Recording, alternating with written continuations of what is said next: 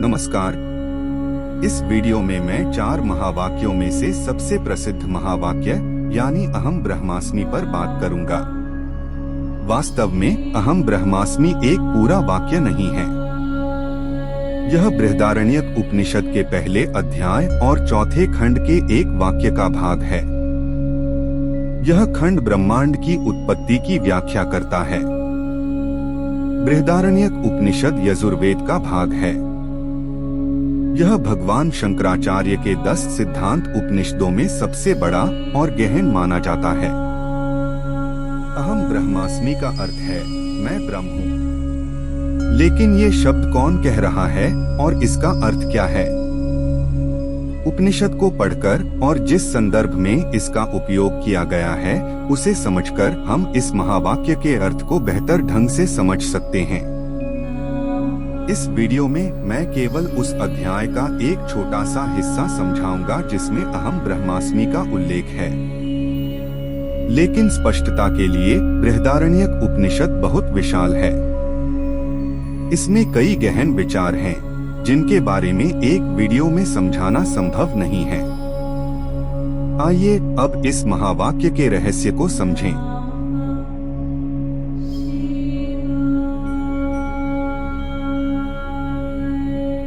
उपनिषद कहता है कि आरंभ में यह ब्रह्मांड केवल एक मानव रूपी विराज थे। यह विराज को ऋग्वेद में हिरण्यगर्भ से उभरने वाले प्रथम पुरुष के रूप में समझा जा सकता है। इन्हें ब्रह्मा जी या प्रजापति भगवान भी समझा जा सकता है। उन मानव रूपी विराज ने चिंतन किया और स्वयं के अलावा और कुछ नहीं पाया। उन्होंने सबसे पहले कहा मैं वह हूँ, इसलिए उन्हें अहम अर्थात मैं कहा गया। इसलिए आज भी जब किसी व्यक्ति को संबोधित किया जाता है तो वह पहले कहता है यह मैं हूँ और फिर अपना नाम कहता है। चूंकि वो प्रथम थे जिन्होंने सभी पापों का नाश किया था, इसीलिए उन्हें पुरुष भी कहा गया है। वैदिक साहित्य में ब्रह्म या आत्मन को पुरुष कहा गया है। यह वास्तविकता और चेतना के सार का प्रतीक है। इसीलिए यहाँ विराज को पुरुष भी कहा गया है। अगले वाक्य में उपनिषद हमें बताता है कि जो यह सत्य जानता है कि आरंभ में यह ब्रह्मांड केवल एक ही था, वह उन सभी को जला देता है जो उसके सामने विराज होना चाहते हैं।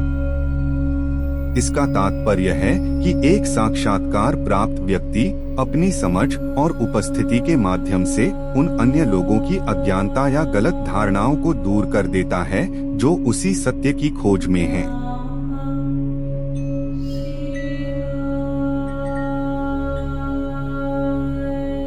वो मानव रूपी विराज डर गए। इसलिए लोग आज भी अकेले रहने से डरते हैं। उन्होंने सोचा यदि मेरे अलावा और कुछ नहीं है तो मुझे किस बात का डर है। केवल यह सोचने से उनका डर दूर हो गया। डरने की क्या बात थी? भय तो दूसरे से होता है। यहाँ हमें पता चलता है कि प्रथम पुरुष विराज भी भय से अछूते नहीं थे। यह और इसके बाद आने वाले श्लोकों में समझाया गया है कि भय, अप्रसन्नता, ईर्ष्या और नश्वरता जैसे दोष प्रथम प्राणी विराज में भी थे। यही कारण है कि सच्चा ज्ञान इस ब्रह्मांड के ज्ञान से परे है और इसे मन की क्षमताओं के माध्यम से नहीं समझा जा सकता है। अंततः आत्मन का सच्चा ज्ञान ही हमें ब्रह्म से जोड़ता है।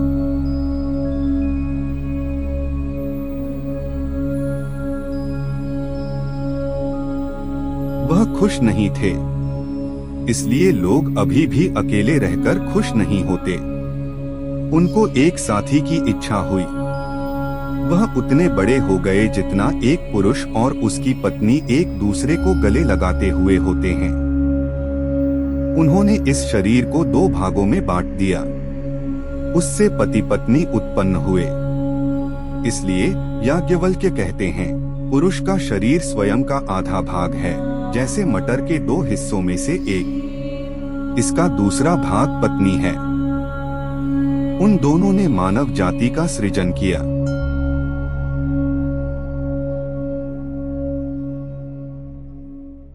पत्नी ने सोचा ये मुझे अपने आप से उत्पन्न करके मुझसे ही कैसे एक हो सकते हैं? मुझे अपने आप को उनसे छुपाना चाहिए। ऐसा सोचकर वह गाय बन गई। परंतु पति बैल बन गए और उनके मेल से गायें उत्पन्न हुई। वह घोड़ी बन गई तो पति घोड़ा बन गए, वह गधी बन गई तो पति गधा बन गए, और इस प्रकार उनके मेल से खुर वाले जानवर पैदा हुए। वह बकरी बन गई, पति बकरा बन गए, वह भेड़ बन गई और पति मेढ़ा, और इस प्रकार उनके मेल से बकरियां और भेड़ें उत्पन्न हुई। इसी प्रकार उन्होंने चींटियों से लेकर बड़े से बड़े जानवर को जोड़े में सृजित किया।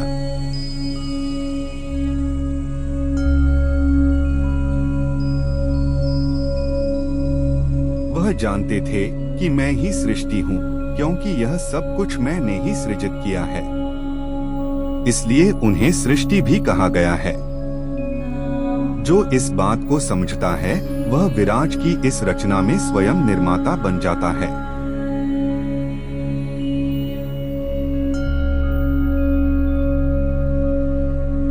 फिर उन्होंने अपने मुख और हाथों को रगड़ा और अग्नि उत्पन्न की, इसलिए यह दोनों अंदर से बाल रहित हैं।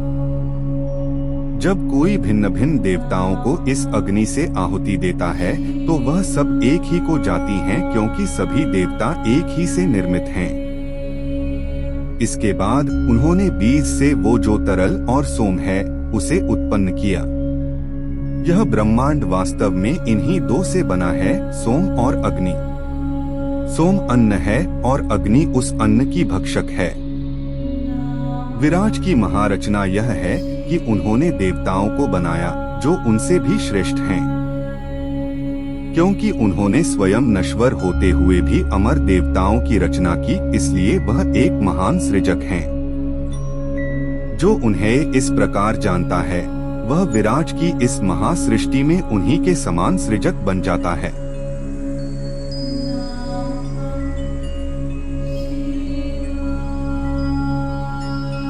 अब तक उपनिषद में बताई गई इस ब्रह्मांड के निर्माण की कहानी का केवल एक ही उद्देश्य है।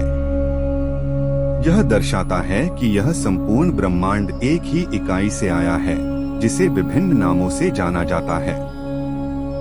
लेकिन उपनिषद की कहानी का असली उद्देश्य अब शुरू होता है। आइए सुनते हैं। प्रारंभ में यह ब्रह्मांड केवल आत्मन ही था, फिर ये नाम और रूप में विभाजित हुआ, इसलिए आज भी यह ब्रह्मांड नाम और रूप में विभाजित है। परंतु आत्मन इन नाम और रूपधारी शरीरों के नाखूनों की नोक तक प्रविष्ट है, ठीक उसी तरह जैसे अग्नि का स्रोत उसकी हर लपट में व्याप्त होता है। लोग इसे देख नहीं पाते, क्योंकि वह आत्मन को उसके भिन्न भिन्न भागों में देखते हैं। जब यह आत्मन जीवन जीने का कार्य करती है तो इसे प्राण शक्ति कहा जाता है, और जब यह आत्मन बोलती है इसे वाणी का अंग कहा जाता है। जब आत्मन देखती है तो उसे आँख कहते हैं, जब वह सुनती है तो कान, और जब वह सोचती है तो मन। परंतु ये सब कार्यों के अनुसार दिए गए इसी आत्मन के नाम हैं।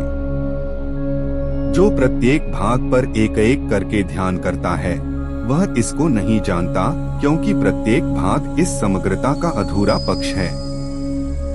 केवल आत्मन पर ध्यान करना ही उचित है, क्योंकि ये सभी भाग उसी में एकीकृत हैं। इन सभी में से केवल इस आत्मन की ही साधना की जानी चाहिए, क्योंकि इसके माध्यम से इन सभी भागों को जाना जा सकता है, ठीक वैसे ही जैसे किसी जानवर को उसके पदचिन्हों के माध्यम से जाना जाता है। जो इस प्रकार इस आत्मन को जानता है वह हर प्रसिद्धि को प्राप्त कर लेता है।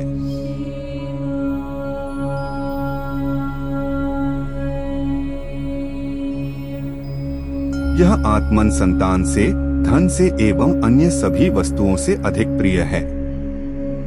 आत्मन अंतर्यामी है। यदि कोई कहता है कि उसे आत्मन से भी अधिक प्रिय कुछ है, तो दूसरा जो आत्मन के सत्य को जानता है वह उन्हें बता सकता है कि जिसे वे इतना प्रिय मानते हैं वह भी एक दिन लुप्त हो जाएगा। मनुष्य को केवल आत्मन को ही प्रिय मानकर उसका ध्यान करना चाहिए। जो केवल आत्मन को ही प्रिय मानकर उसका ध्यान करता है, उसके लिए आत्मन कभी नष्ट नहीं होती।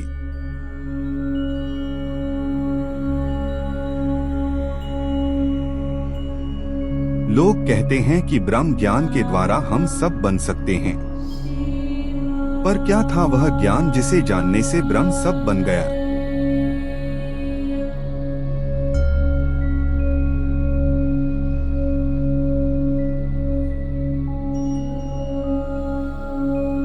असल में प्रारंभ में यह आत्मन और ब्रह्म एक ही थे।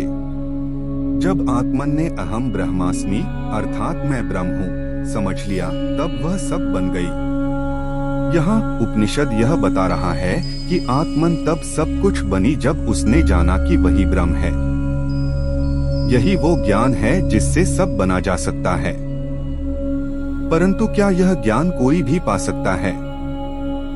आइए आगे सुनते हैं। उपनिषद कहता है कि देवताओं में से जिसने भी यह जान लिया कि वह ब्रह्म ही है, वह भी सब बन गया। ऋषिमुनियों आदि के साथ भी ऐसा ही हुआ। ऋषि वामदेव ने स्वयं को ब्रह्म के रूप में समझते हुए यह जान लिया था कि मैं मनु और सूर्य हूँ। आज तक जो कोई भी इस ज्ञान को इसी तरह समझ लेता है, अर्थात अहम ब्रह्मास्मि यानी मैं ब्रह्म हूँ, वह स्वयं यह संपूर्ण ब्रह्मांड बन जाता है। यहाँ तक कि देवता भी उसके विरुद्ध लड़ नहीं सकते, क्योंकि वह भी उसी ब्रह्म से ही बने हैं। जो इस ब्रह्म के सिवा दूसरे की पूजा करता है, वह सोचता है कि उसका पूज्य एक है और वह अपने पूज्य से भिन्न है। परंतु वह नहीं जानता कि जिन देवताओं को वह पूजता है, उनके लिए वह मात्र एक पशु के समान है। जैसे कई पशु मनुष्य की सेवा करते हैं, वैसे ही वह मनुष्य देवताओं की सेवा कर रहा है। यदि हमारा एक पालतू हमसे छीन लिया जाए तो हमें कष्ट होता है। जिसके कई पालतू हो और उससे छीन लिए जाएं तो उसे कैसा लगेगा? इसलिए देवताओं को यह पसंद नहीं है कि मनुष्य हम ब्रह्मास्मि का यह ज्ञान प्राप्त करें। मैं इस वीडियो को यहीं समाप्त करता हूँ। उपनिषद आगे सृष्टि के विभिन्न पहलुओं की व्याख्या करता है, जैसे कि कैसे सभी चार वर्ण ब्राह्मण, क्षत्रिय, वैश्य और शूद्र एक ही विराज से बने थे और अंततः सभी ब्रह्म हैं। मैं उस ब्रह्म से प्रार्थना करता हूँ कि आपको भी यह ज्ञान प्राप्त हो कि आप ब्रह्म हैं, अर्थात अहम ब्रह्मास्मि।